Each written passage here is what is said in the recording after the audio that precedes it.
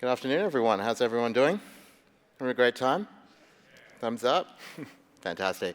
It's my honor and privilege to be up here with Alex from Binance. I think by way of setting some context for the conversation, Alex, do you want to do a quick introduction of yourself and your role at Binance? Absolutely. Thank you for having me, and welcome everyone. So I'm Alex. I'm the General Manager of Binance FZE, and that's the regulated exchange based in Dubai by VARA, which is the Virtual Asset Regulatory Authority that was established earlier this year, and it's the first virtual asset specific regulator. And we've established quite a presence here in Dubai in the last couple of years. Brilliant. And look, it's been fantastic to be here in Dubai this week. It's been a perfect venue for Decipher. And I know, while Binance has historically had a pretty distributed workforce, you've invested pretty heavily in the region over the last 12 to 18 months with a number of staff here. So how did Binance go about making the decision to make Dubai the kind of de facto hub? Okay, so it's really important that we've established a hub here, and Dubai's given us three key reasons. Firstly, government support. So the senior leadership here have established that they want this to be a focal point for Web3, and they've also established VARA, which I said is the Virtual Asset Regulatory Authority. And while we've got the commitment of the leadership that they're growing this economy, it allows us to plan for the future as a business, as an enterprise. It gives us a nice long horizon to build. And then with this government backing and with this ecosystem, Dubai's become a hub, and that's why we're here. This is why this event's here. It's becoming a Web3 hub, and many of our ecosystem partners and future partners are all coming here.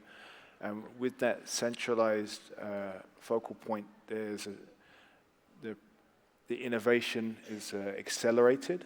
And I think lastly as well, as whether you've just come here on holiday or to a conference, or you live here like we do, it's a fantastic place, great lifestyle, great weather, and yeah, fantastic place to be. Yeah, and so how many people do you have in the region now?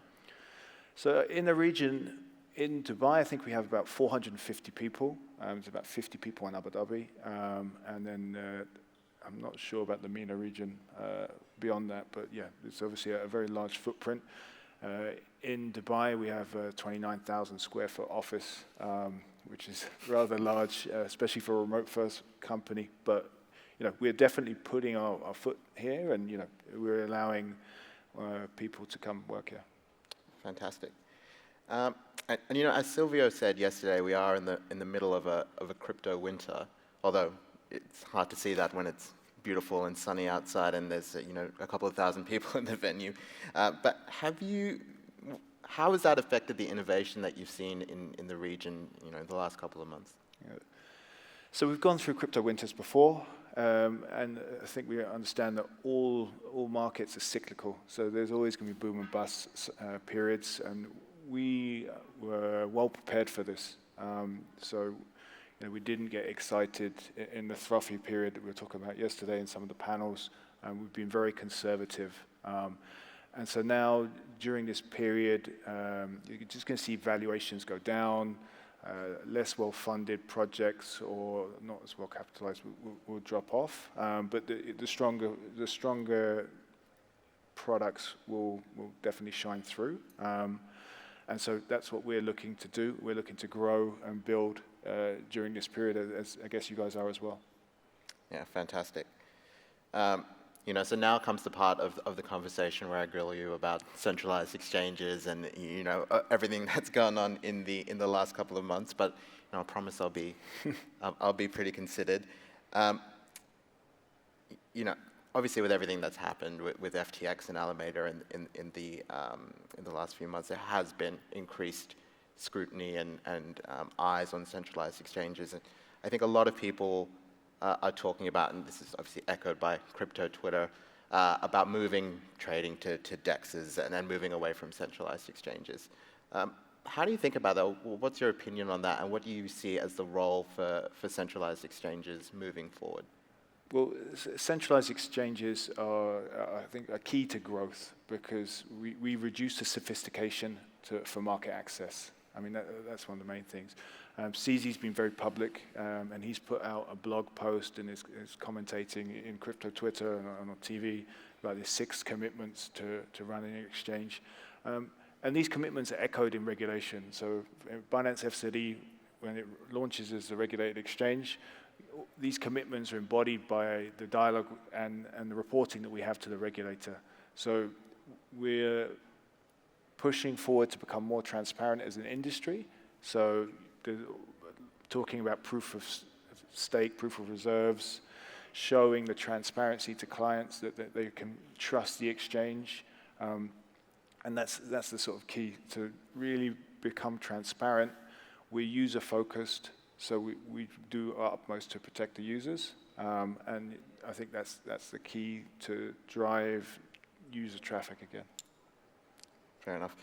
And so you've outlined the reason that centralized exchanges still have a role to play, and I completely agree with you. I think the path to the next 100 million, billion users is still going to have exchanges as a key access point. But there are, like a number of exchanges you can choose from. I think the sentiment is one of distrust at the moment. There was a large amount of trust placed in FTX, for example, that was misplaced. So how do you? What would be your advice to retail users out there that are trying to pick a trusted exchange? Like, what are the types of things that you would use to kind of make that evaluation? So it's trust and transparency. I think these are the key pillars. You want to be able to trust what the exchange is doing, because to engage, you need to deposit your cryptocurrency, your virtual assets onto the exchange to trade. FZE has said, and we'll come to this, about, he doesn't declare that you need to keep your assets on the exchange, but if you're a less sophisticated individual, it's probably the best place to be. And then as you build your sophistication, you can use third-party wallets and take your assets off. And I think that's one of the things we're about to talk about. Yeah, absolutely.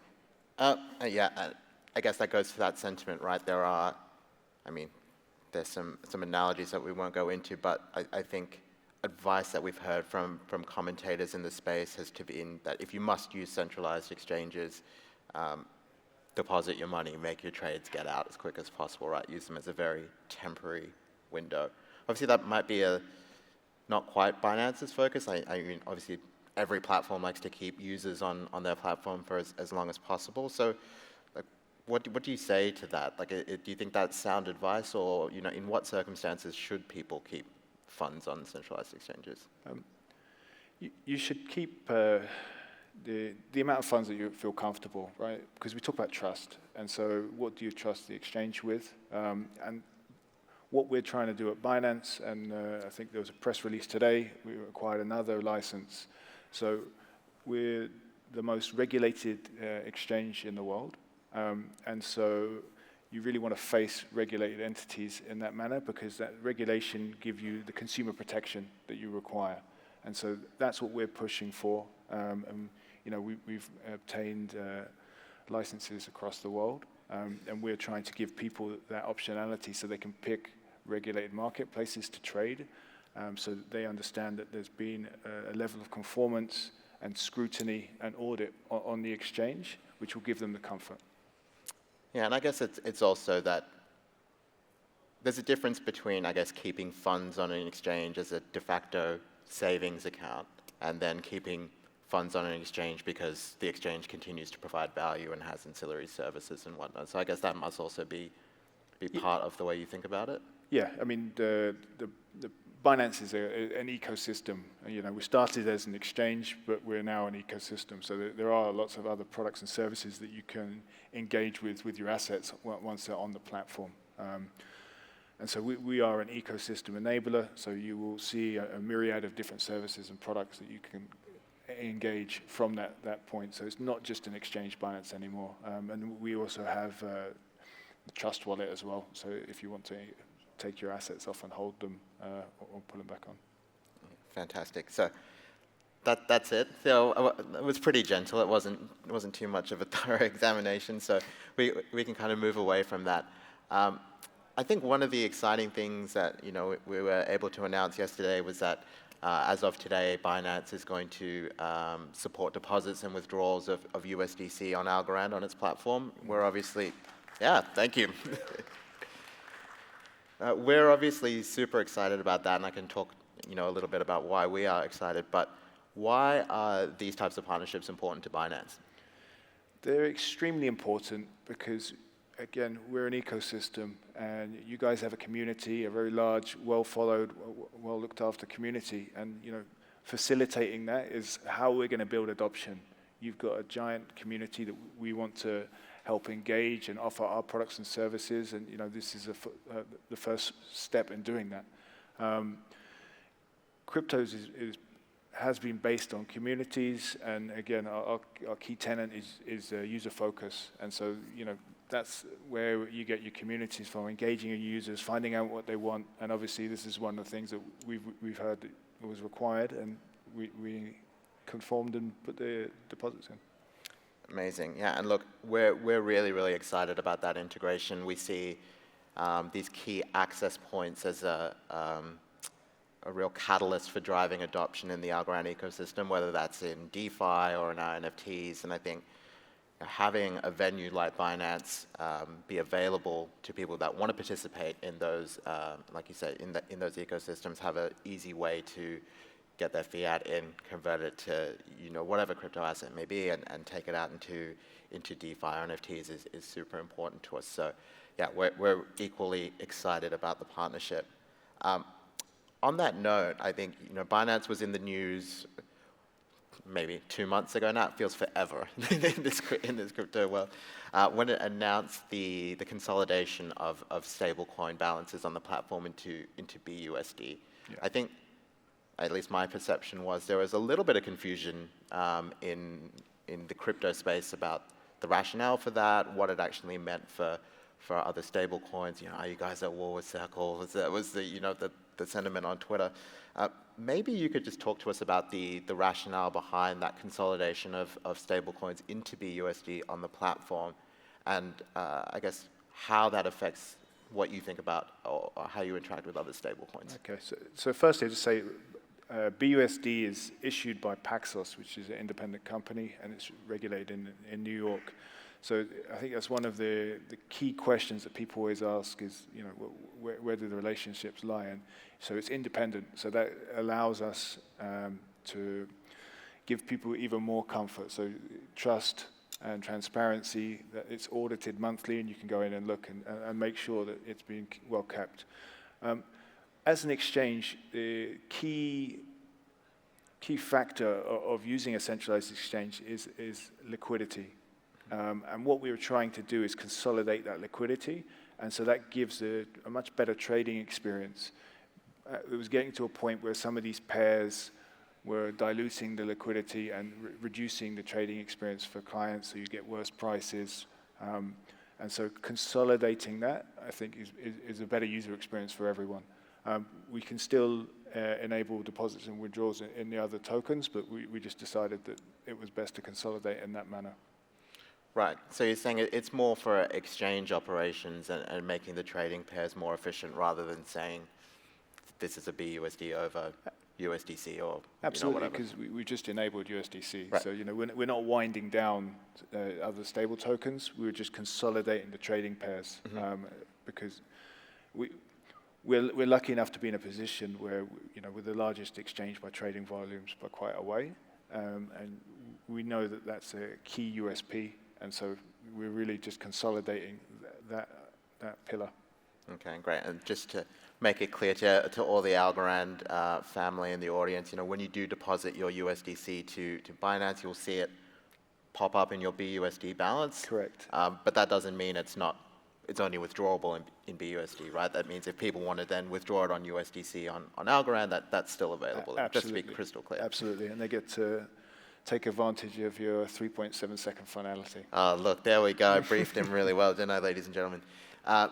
Look, and just to say a little bit about that, we won't make it an Algorand spiel, but we are confident that that provides value to users on Binance as well. Like it's our view, as it would be, that the USDC experience on Algorand is probably the best in market. Like you said, the 3.7-second finality, the high transactions per second, but also people talk about low fees, but I think on Algorand it's predictably low fees, right? Like there's no fee market, so you know exactly what each USDC transaction is going to cost you ahead of time, which is super important if you're making a high amount of payments. So, as much as we think we're going to benefit from the integration, we also hope that Binance users will benefit from this as well. Yeah, it's good. It exposes Binance users that maybe haven't seen the Algorand ecosystem, and it pops up on their notifications, and they go explore and see some of the fascinating products that are coming out of your protocol.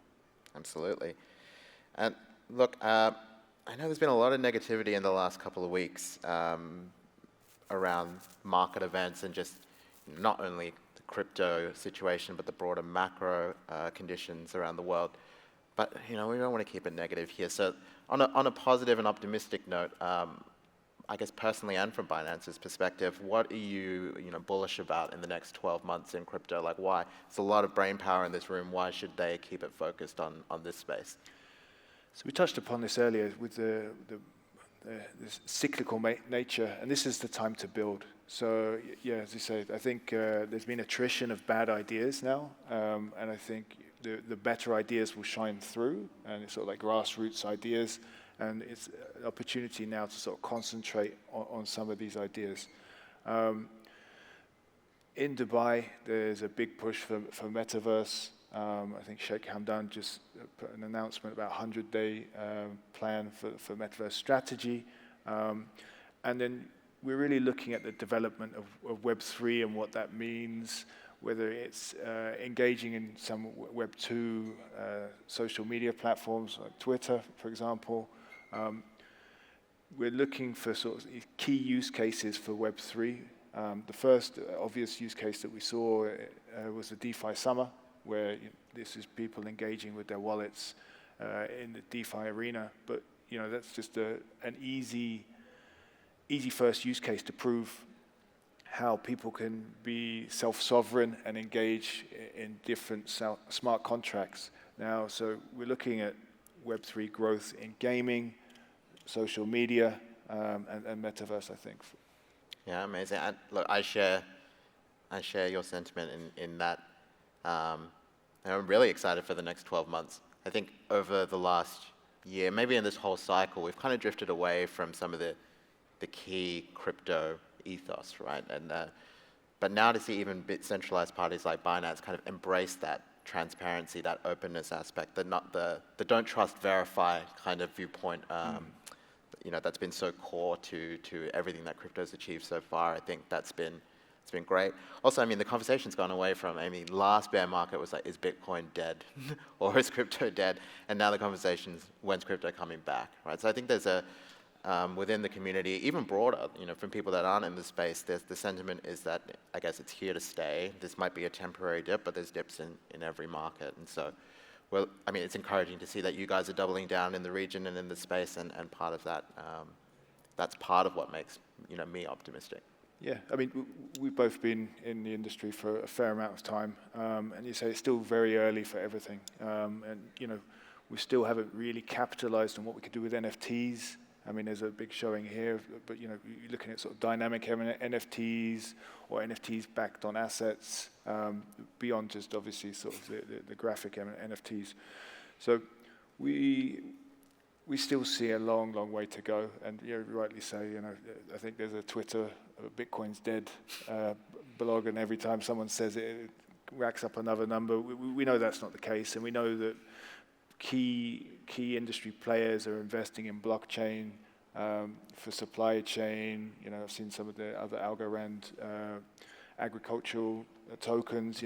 So there is now a well-trodden path, a good set of use cases to build from, and then I think Web3 through Twitter is being questioned, and sort of like, how are we going to do this? Is this the right way? And we're experimenting and going forward, and so sometimes we might not go quite in the right way, but we're correcting each time. And so, yeah, we're just building and building. Fantastic. All right, we've got a couple of minutes left. I just wanted to open it up to the audience if anyone had any questions that they either want to ask Alex or myself. Feel free. If you could just raise your hand, we'll get a microphone out to you. Alex, how great is it going to be to have USDCA on Binance? It's going to be amazing. I was just saying, can't wait for those 3.7 seconds finality, 6,000 transactions per second. I briefed him well, didn't I, Stacy? Yeah. All right, do we have any? Okay, there's one at the back there. So hello, my question is, often in India, from where I am from, so we see that a lot of people aren't able to purchase tokens which are expensive, like Bitcoin, Ethereum, and 90% of the population is either buying Shiba or Doge. So how can we lower the gap? Because countries which do not have a great GDP per capita will never be able to buy such tokens which are highly, highly expensive. So what can be done so that it's exactly democratizing the whole industry? Because now it's 1% holding 90% of the tokens, the whales. So how can we make sure that the power is equally distributed? Do you want me to jump in first, or do you want to go for that? Jump in first. So a couple of things on that point, right? I think the access part of that question is super important. And I think traditionally there's been a whole class of assets where you need to be an accredited investor to even get your foot in the door to be able to purchase that certain asset type. Crypto was really democratizing that by making it, there's not a certain subset of people that can buy Bitcoin or Algo or Ethereum or whatever, and a certain that can't, right? And it's, so that's the first point I would make. When you're talking about token prices as well, I think that's where people like Binance and Alex and everyone in the space has a responsibility of education, because it's not that you need to buy, let's take Bitcoin for example. You don't need to buy one Bitcoin, right? These are divisible assets where you can buy, if you want to buy $10 worth of Bitcoin, you can buy $10 worth of Bitcoin. But there is a responsibility on everyone in the industry to play the role of educator and let the people know that what they can and can't do with different crypto assets. Okay. And to sort of follow on from that, I mean, we have a great resource, Binance Academy, which is good for beginners. I even read it sometimes to sort of make sure that I understand how something works. Maybe I'll see if we've got an Algorand page to have a little read. So education is really important. So one of your colleagues was talking yesterday where he had Arthur C. Clarke and saying any technology that you don't understand looks like magic. So we need to educate people so they can engage and understand that, as you said, $100 of Bitcoin or $100 of Doge, it's the same market access. So if you have access to one, you have access to both. So you just need to understand what we're trying to do and what you're investing in. And yeah, it's the key driver on that is education, and then adoption. When it's widely adopted, I think then the information is more prevalent, and you're not reading on a sort of very narrow view news feed or any other sort of resources. When it's prevalent and around, I think the information on these assets will be a lot more transparent, and so you'll have the option to invest in the right sort of products. Fantastic. I think we've got a couple of questions up the front.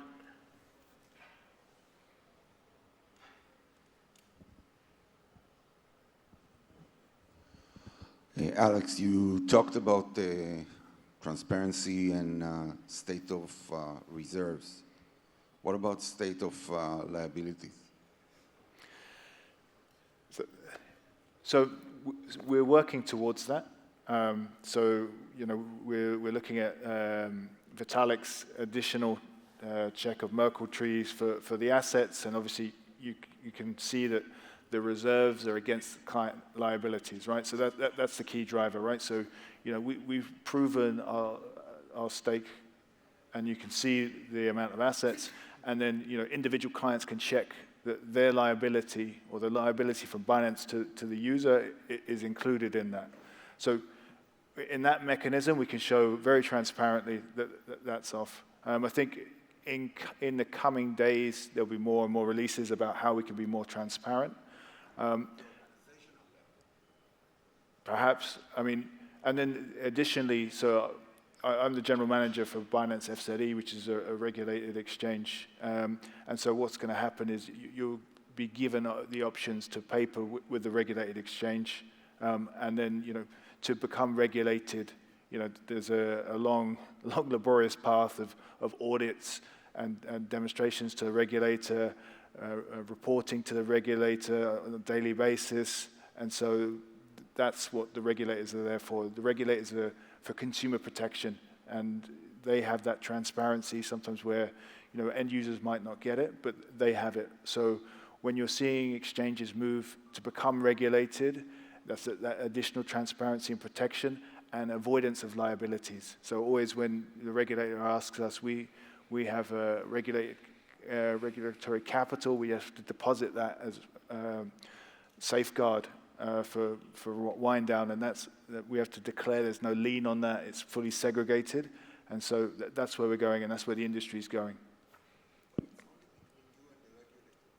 Why can't we see exactly the overall accumulated liabilities of an exchange like Binance? One thing maybe I could just jump in here for a little bit. I think the trend is very positive, right? I think the trend towards accountability from these large centralized exchanges is definitely positive, even if it's not at the final state just yet.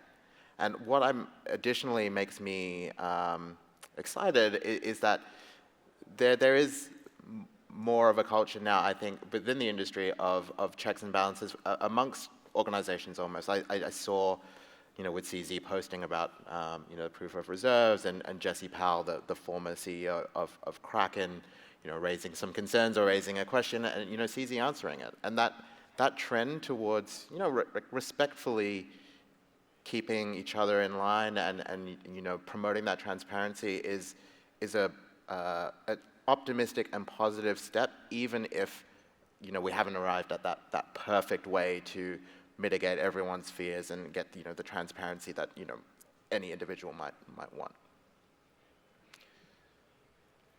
All right, I think that's it. So I think we will call a close to our fireside chat. Alex, thank you very much. I really enjoyed this. I hope everyone out here did as well. If you want to ask Alex or myself any other questions, we'll be outside. But otherwise, enjoy the rest of Decipher. And thanks to everyone that's also tuning in from on the live stream as well. Thank you, everyone. Okay.